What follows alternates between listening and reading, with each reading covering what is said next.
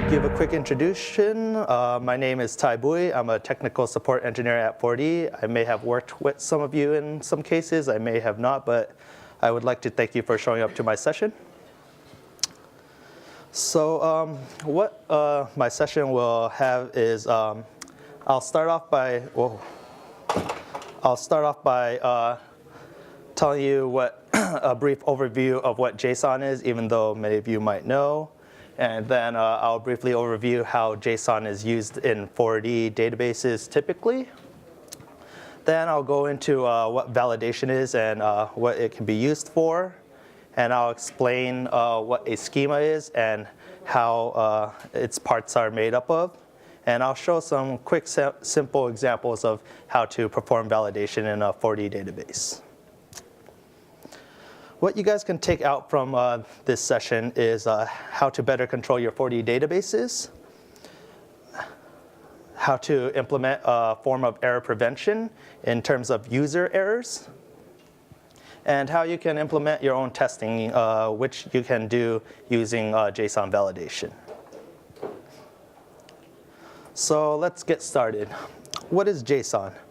JSON is short for JavaScript Object Notation.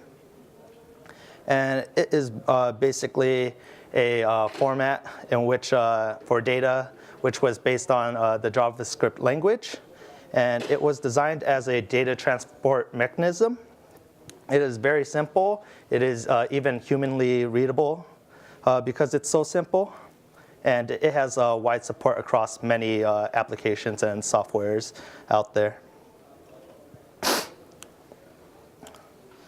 Now let's take a closer look at JSON. Let's look at how JSON is formatted. JSON always starts and ends with a curly bracket. And it is comprised of attributes. Attributes come in name value pairs.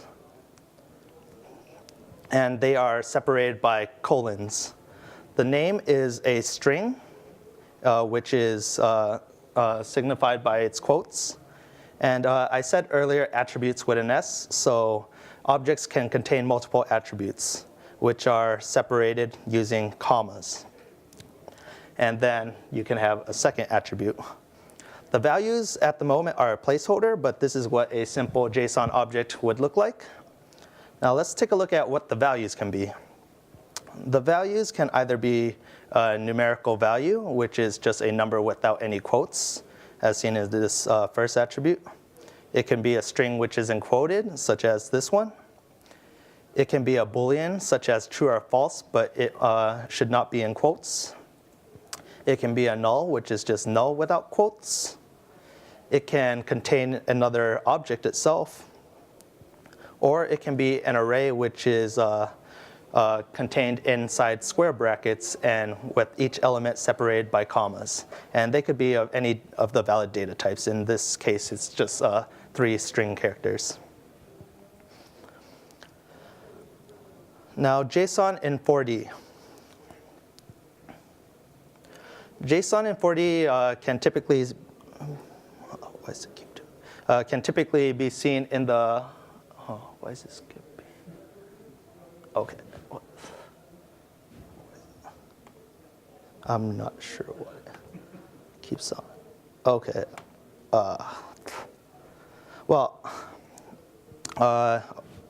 Okay. JSON is seen in 4D's object data type. The object data type is JSON in JSON format. It's based off JSON itself. You can see it in the 4D coding language using the object variables. And you can see it in the 4D structure from the tables. You can have an object field now. And then to manipulate and use these 4D object data types, you typically would use the OB set of commands, which are commands that start with the capital OB and then space and then some type of action, such as obget, obset. Or you can use the new dot notation, which is implemented in the new R releases. You can also see 4D. you can also see 40 in the 40 text type variables. In this case, the text type variable can contain any type of data, but if you want, you can format it into JSON format following the style I explained earlier. And this type is usually used for communications with other applications, such as having a text document. You can open up the text document and load it into a 40 text variable, or you can receive JSON data in text format from a web process. And when modifying the text variables, you would use commands such as JSON stringify or JSON parse. Now let's take a closer look at the JSON parse command.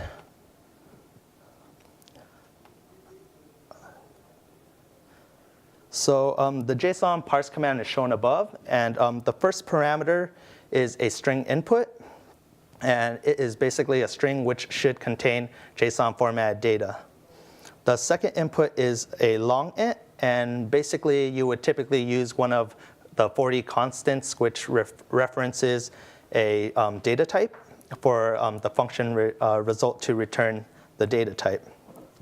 The third parameter is an asterisk operator, which if you pass and the result is expected to be an object, it will basically add the line position and offset of each property, basically meaning it will do it in a pretty format, I guess.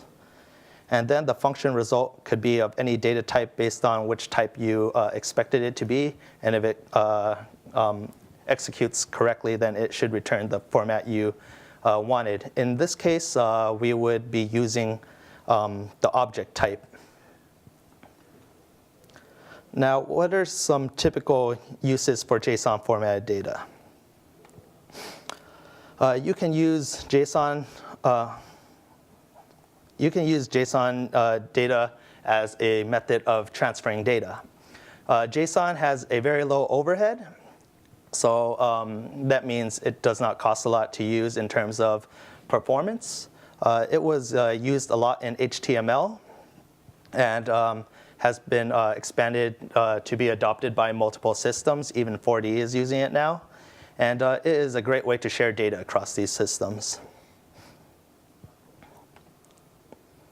And then it can also be used as a data object. For example, login credentials.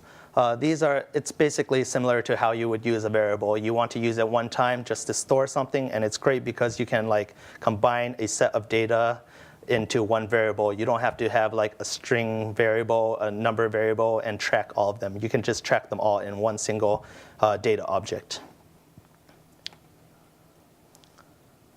And next, another example is configuration data. For example, a configuration of a database connection.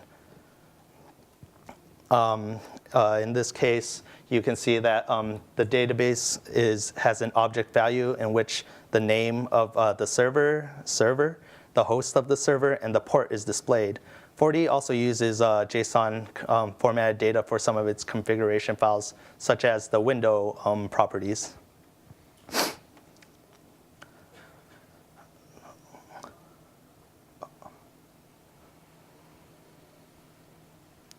So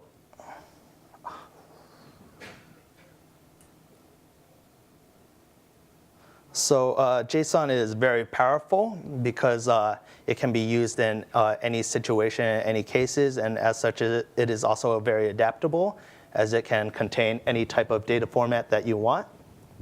And it's also adaptable because it's widely used across a large number of applications and languages out there. But what happens if your JSON data is not correct? It is not in the format you want it to be in your application. You can't control what a user will input. You can't control what a user will do sometimes. And as such, you may want to implement JSON validation.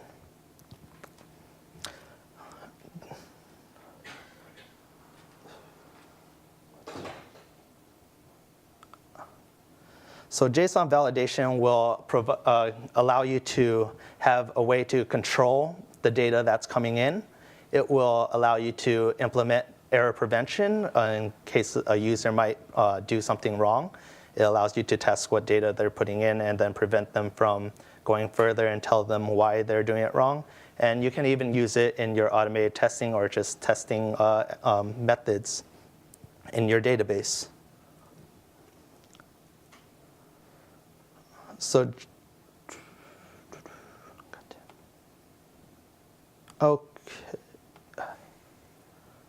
okay, so above is shown, JSON validate can be done through a single command using the new JSON validate command. This command takes in 2 inputs and has 1 output. The first input is an object, the 4D object type. And it is basically the JSON data that you want to test and confirm that it's valid for what you're expecting. The second parameter is the schema. This is basically the set of rules or the test that you want to test the data against to make sure that it's correct and in the way that you want. Excuse me. And lastly, the output is a function result.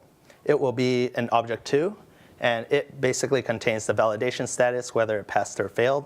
And if it failed, then it will also present the errors found.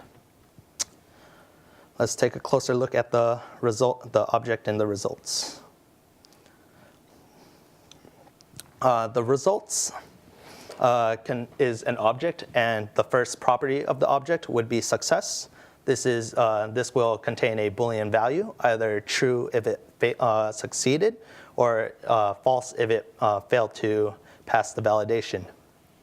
And if it passes, then the second property, errors, will contain an object collection, and it will be contained in the data collection of objects detailing each error. So if there are 2 errors, there will be 2 objects in the collection. If there's 1, then 1 object. And if there are no errors, then it would just show an empty collection.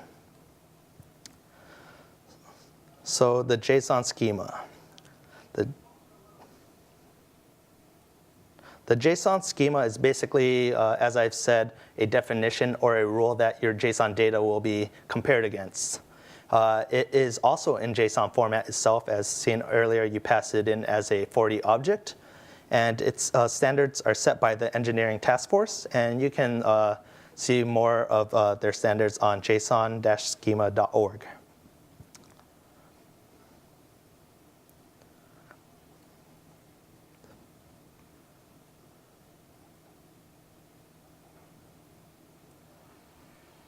Okay, so JSON schema is an object which can contain other objects. These objects act as assertions or annotations. Assertions are basically what it's asserting for the data to be compared against, or annotations which add information to the JSON data to inform you of what it's doing and why.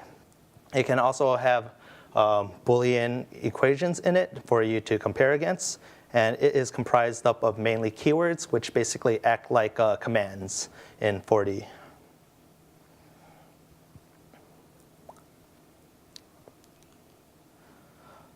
So what is equal? Let's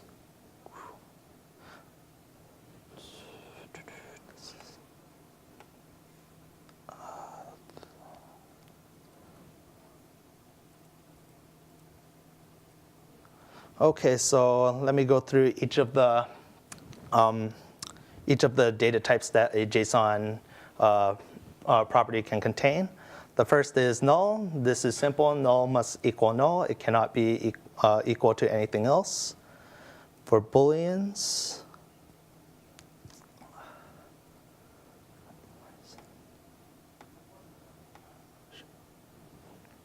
let me see if I can somehow restart this.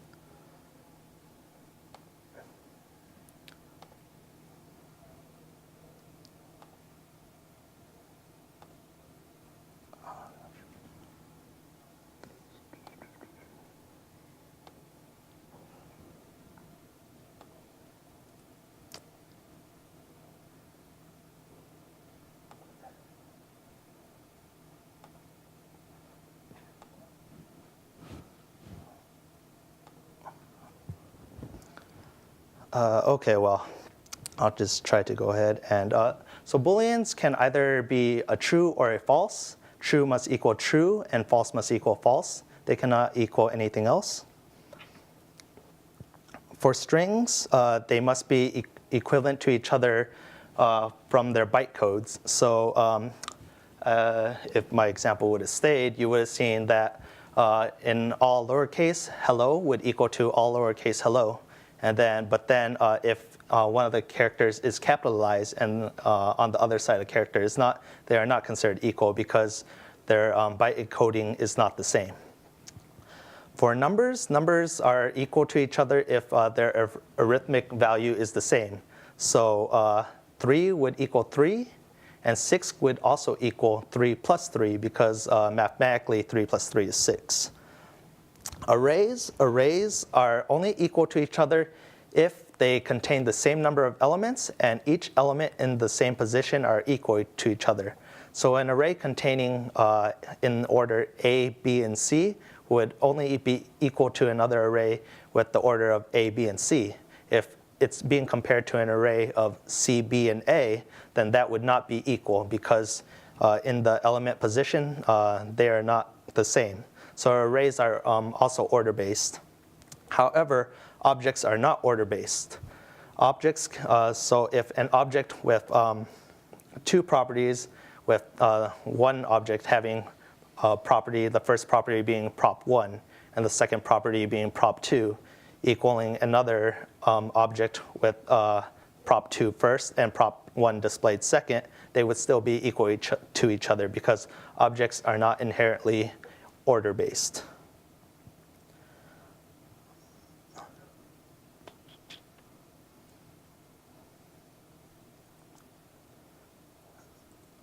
Okay. So keywords.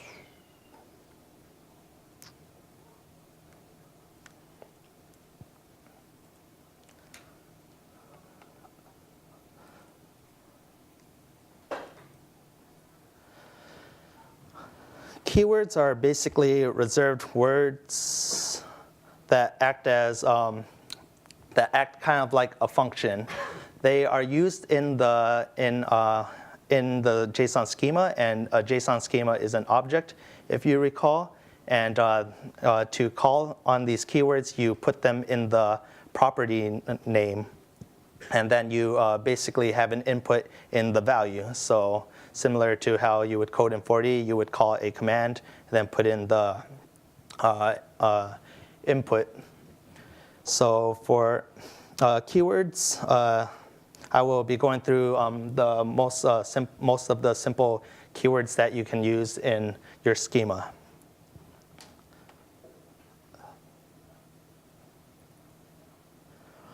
So, okay. So these are keywords that apply to all types of expected data inside a parameter.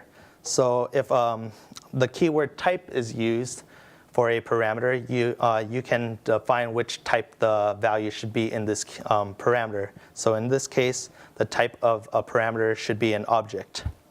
It can be any of the valid data types. The next one is enum. Enum basically means that the value must enumerate to one of the elements in the array. So in this case, I have boy and girl.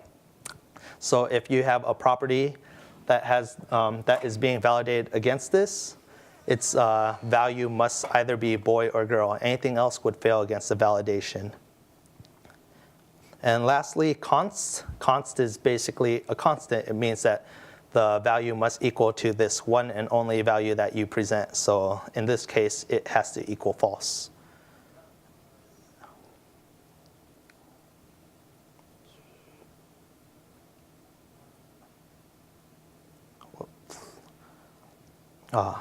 Okay. Well, I had an example, but it's not showing up that well. So objects. These are keywords that apply to object values. So the first one is properties. This basically lists out all the properties that can be in an object and the rules that are imposed in them. So if an object has, for example, has a property with attribute 1 or at attr name 1, then it must also, its value must be of type string. This only applies if there is a property with the same name. If there are any other properties, then there are no rules imposed on them. Required, these are required property names. So if you have an object, it must, in this case, it must contain one property with the name eggs and one property with the name milk. And as for the values, they can be anything unless it's also defined in the JSON schema. Additional properties. Additional properties are properties that have not been addressed in the first properties keywords. So if in the first property keywords I impose a rule on a name such as name1 and a second property name2, any other properties that have not been addressed will have this rule imposed on them. So name3, my data, any other properties in the object must be a type number in this case. Max properties is basically a soft limit on the number of properties that the object can have. By soft limit, I mean it's equal or less. So at most, the object can contain 5 properties. If it has six or more, then it would fail the validation. Similarly, minimum is the other end in which the object must contain at least, in this case, 3 objects to pass validation. And lastly, property names is basically a rule on the name of the property itself. In this case, max length is another keyword that I'll explain later, but it's basically the maximum number of characters the name can have, which is 10 in this case. And this will probably not work too, or okay. So this is a simple part of a schema, which is defining an object type. It has, and it's using the properties keyword to impose a rule on an attribute named fav color. In this case, fav color must be of a type string. So objects that would pass this is an empty object because it does not have fav string in it. There's anything else does not have any rules imposed on it. The rule is only imposed if it finds a property that matches it. Number 1, 2, 3, this is not fav colors, so it would also pass against the validation because there were no rules imposed on a property named numbers. Fav color true. Now in this case, we can see that it fails because true is not a string. And lastly, if you saw fav color with string blue will pass validation because that is a string. It could be anything as long as it's a string. So here's a more complex example. For this, the object has, we're imposing rules on 3 properties: fname, which has to be a string, lname, which has to be a string, and age, which has to be a number. We're also requiring them to use fname and last name as a property in the object. And then for any additional properties that aren't addressed, they have to be of type Boolean. So if you have like boy, girl, or whatever, it has to be a Boolean. And then the minimum amount of properties required is 3, maximum amount of properties is 5, and the properties names can only be of max length of 10 characters.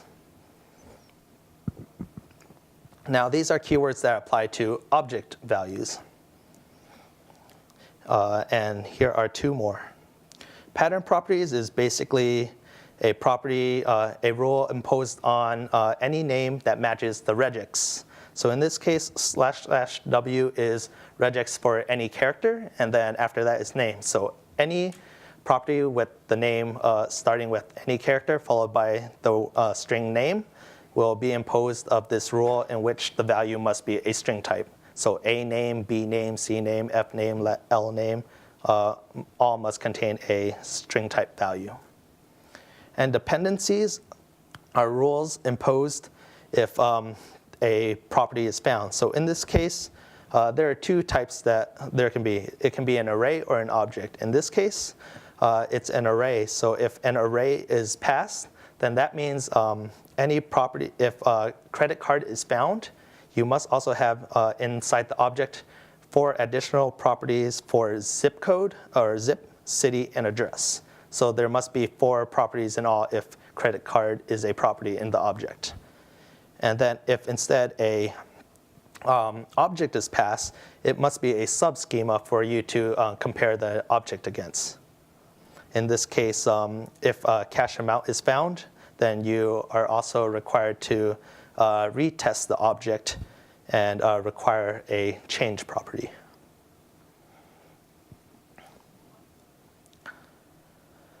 Numbers. These are keywords that apply to numbers. This is pretty simple and straightforward. Multiple of means that the value must be a multiple of this value.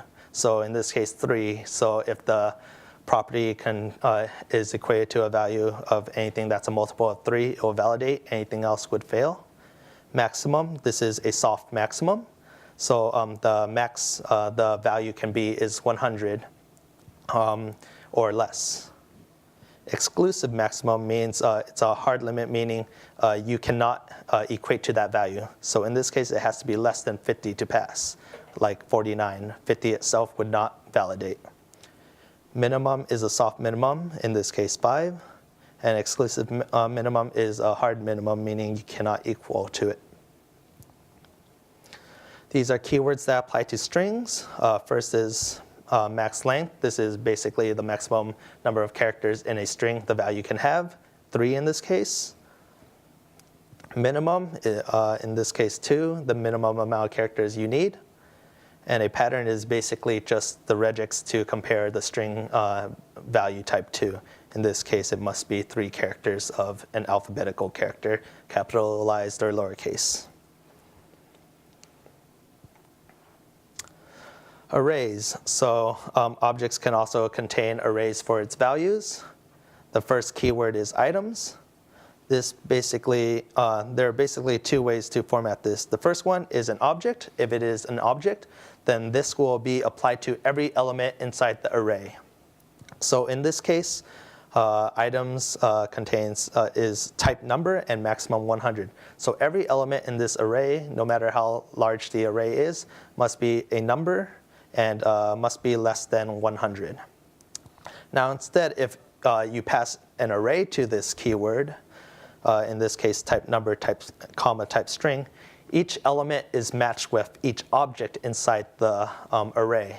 So if you have 2 elements or more, the first element must be of type number, the second element must be of type string, and since we didn't impose any rules on any elements above, they can be whatever.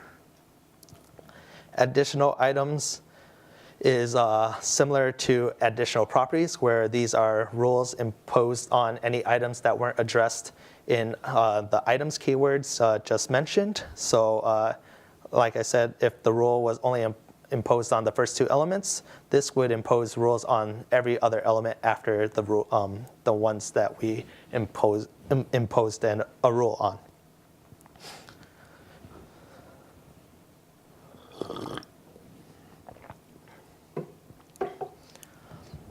Next is max items. Max items is basically the maximum number of items you can have in the array before it fails. Min items, similarly, the minimum amount of items inside the array. Unique items takes in a Boolean. It can either be true or false. If it is true, then every element inside the array must be unique to another. You can't have any repeating items inside the array. If it is false, then you can have duplicate elements inside the array. And contains is a rule that basically imposes that one element inside the array must be able to validate against the object. So in this case, we have type number minimum 60.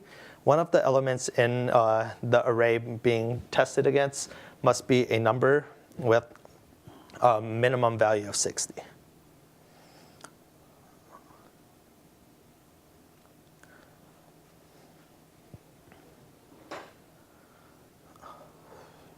So in this example, if it stays, okay.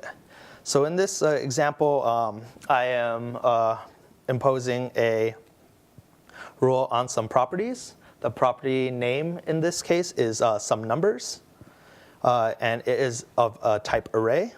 I am imposing an array rule on items. Which the first item must be a number, the second one must be a string, and any additional items must be of a type number.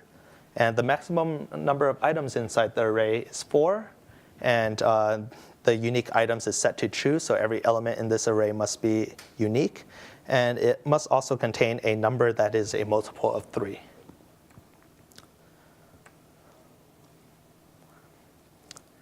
Subschema conditionality. These are keywords that you guys may be familiar with, if then and else. These impose conditionality rules based on the subschema passed. So in this one is if you have a value of a subschema, in this case required time. If the object passes this condition, then you'll go to the then, and it must also pass this conditionality to be validated. If the if failed, then you'll go to the else instead and pass against this subschema to be validated. So let's take a look at an example. In this case, we have if the object has a time property, then it must also have a date property. But if the object does not have a time property, then it will require a weather property instead.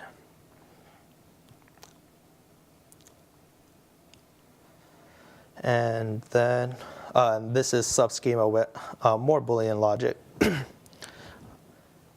Olive, you will basically pass a subschema, and when you use olive, then every part of the subschema must be matched to be validated. In this case, both the value must both be under 20 and over 5 to be validated.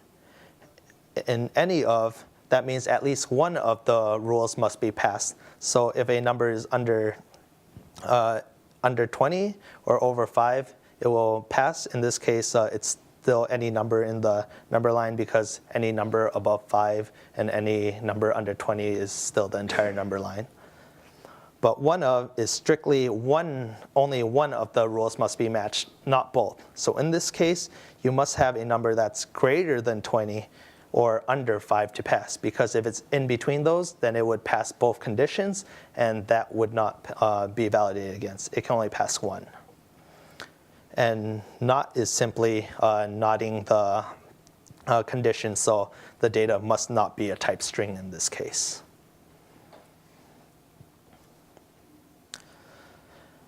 Schema annotations. So annotations aren't actually any rules or anything. They're more of descriptions that help you understand the schema more, or understand what the schema is doing and why it's doing. So in this case, the first one is title. It's basically a title for your schema. You can name it whatever you'd like my schema for calendars, my schema for personal data, something like that. In this case, I just have my schema. Description is basically a longer description of your schema. It can be anything you want. Also, my sample schema for JSON. Default declares the default value for a JSON object. So in this case, the default value would be null if the user did not enter their own value or anything. Read only means that the property is a read-only value, and that that just lets you know that this value was not modified by the user, but it was something that was entered in by your system yourself through code.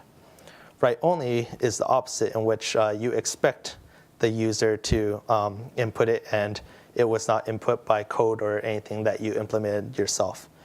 Examples just provides examples for what you expect the data to be, so that if you need to look back onto the JSON schema and you don't understand what the data should be, you can just add in some examples for future reference.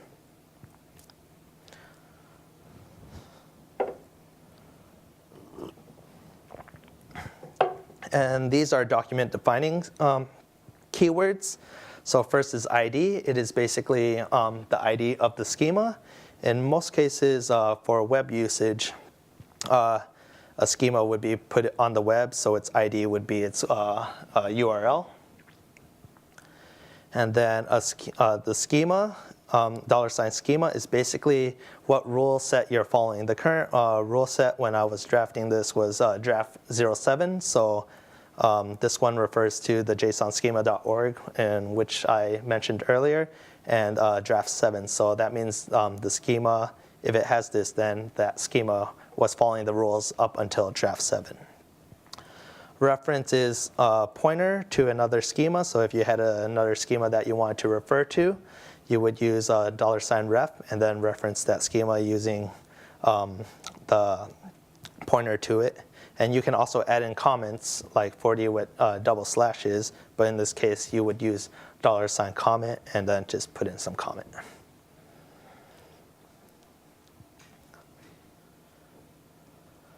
Okay, and one last keyword to go.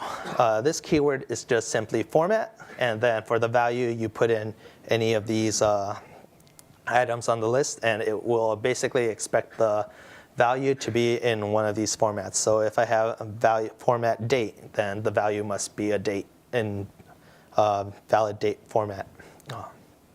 Or if I put in time, then it must be in a valid time format.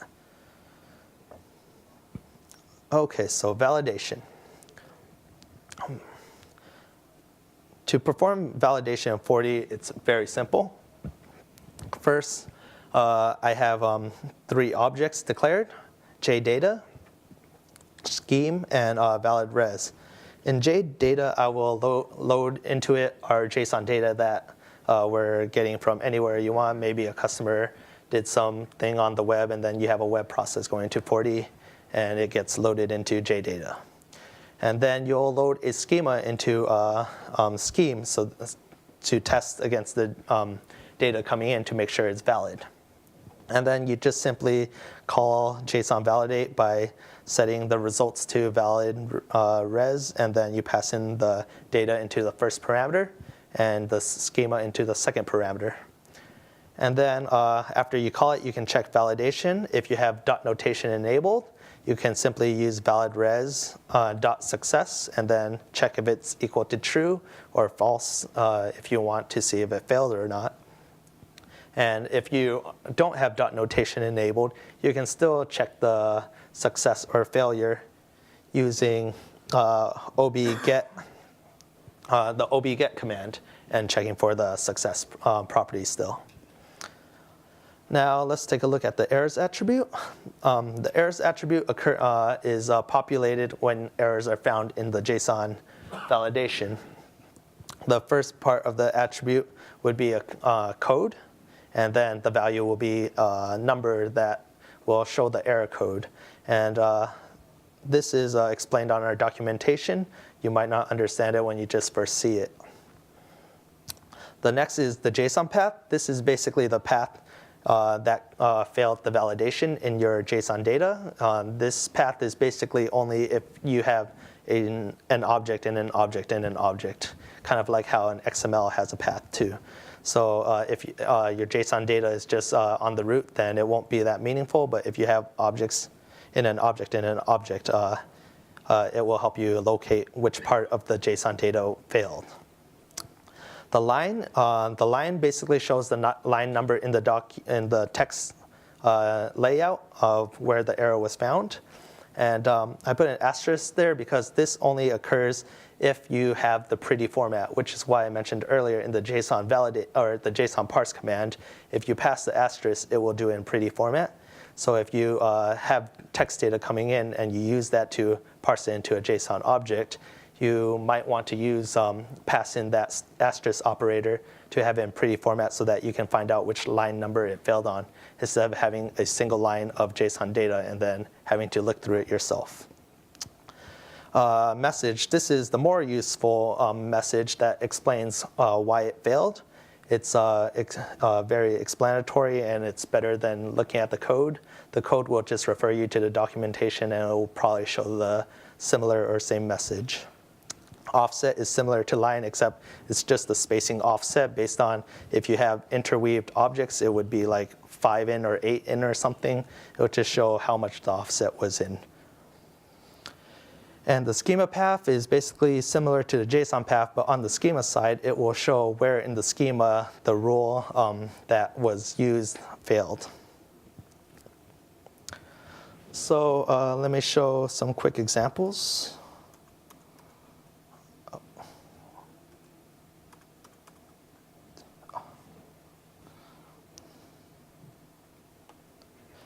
So here I have a schema for person's.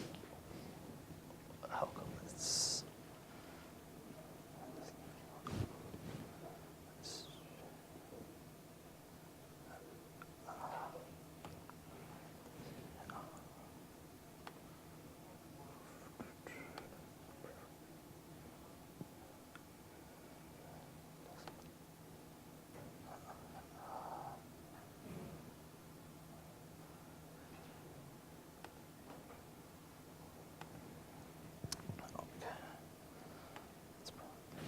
Okay, so here I have, this is 4D right here.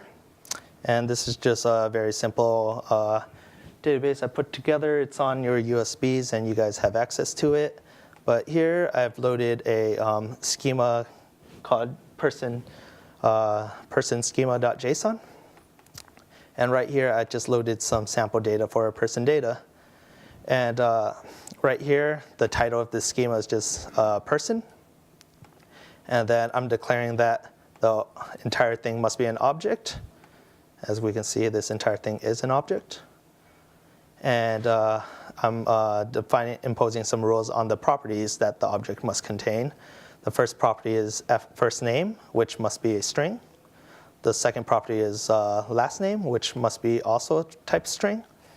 And the third property I'm imposing a rule on is age. And I place the description. All it does is just, it's just an annotation. It doesn't do anything in the validation. And I just detailed that it's just the age in years. And I impose the rule of type integer. The minimum must be 0 because, I mean, who can be -1 or 2 age? So, and then I also required that first and last name must be included. So in this case, the sample data is John Doe and age 40. And then I'll just validate. And here is the resulting object. We can see that the success property is set to true. And the errors property is just an empty collection. Now if I change this to something like 40, and this is now a string because it's in quotes. Numbers must not be in quotes. And then I perform the validation. I did not want to click that yet. And I perform the validation. You'll see that the success property is now false. And then the errors collection now has a single object in here. This single object is here to describe the one error that was found. So in this case, the JSON path was age. So since age is basically in the root of the JSON, we don't see it that complex. But if it was age had an object and then another object inside, it would actually show the entire pathing.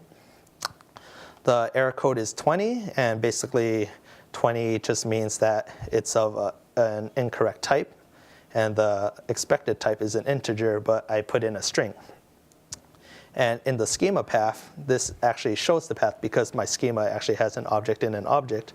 The object is properties, then age, then type. So I can go into my schema and see properties, and then age and type must be integer. Now, since I didn't enable the pretty format, which is doing so with this checkbox here, it didn't show which line number and position the error was in the JSON data. So now if I validate again, there will be 2 additional properties found. Line 4. So 1, 2, 3, 4, age. And then offset is 4. So there's 4 spaces between the leftmost side and the first quote. And the rest is the same. Now if I do a second error, then it would show a second error like true. Validate. And now there are 2 objects inside the error collection. One is for the age, and then now I have a second error for the last name. And also I said that a schema is an object, and it follows the rules drafted by the IETF. So that means a schema itself, let's open up the person schema, can also be validated against the schema, the draft. So this is the draft from JSON-schema.org, draft 007, -07. And this is the schema that I used earlier for to validate the person data. And you can actually validate this, and it's true. So that's how you know if your schema is valid. You can validate it against the JSON schema.org's current draft.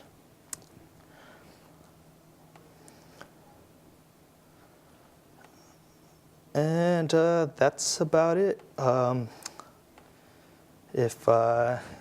like to remind you guys to go to our event page again and give some feedback. And if you guys have any questions, I'd be happy to answer them. If not, there's coffee outside. Yes? Hey, Ty. Good job. I know that the schema validation, the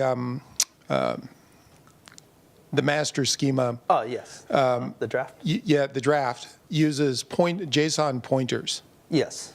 Does 4Ds, how is that some magic that 4D will read JSON pointers in the background?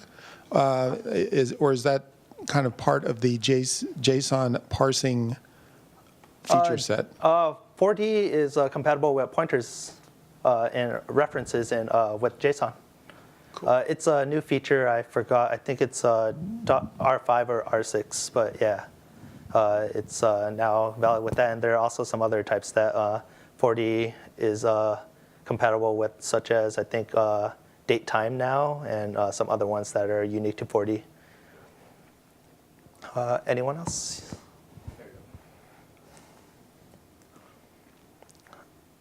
Yes. How fast is this standard changing? I mean, is it once a year, or do you have to check it frequently? I'm actually not sure about that. Let me see. I don't think it's that fast, but let's see. Oh wait, I have my internet turned off.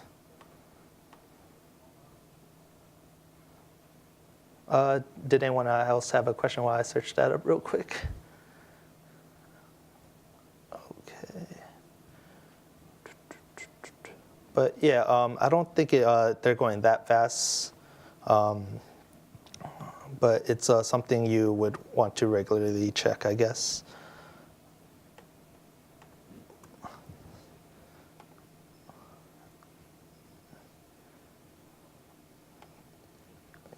Yeah, the current draft order.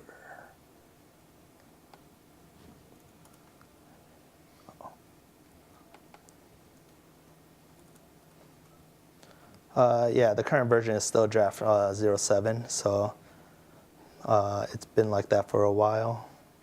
But you can see the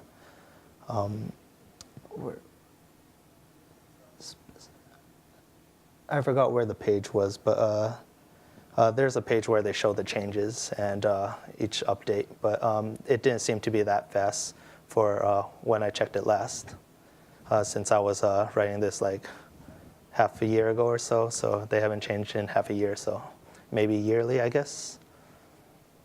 Any other questions? No? All right, thank you guys.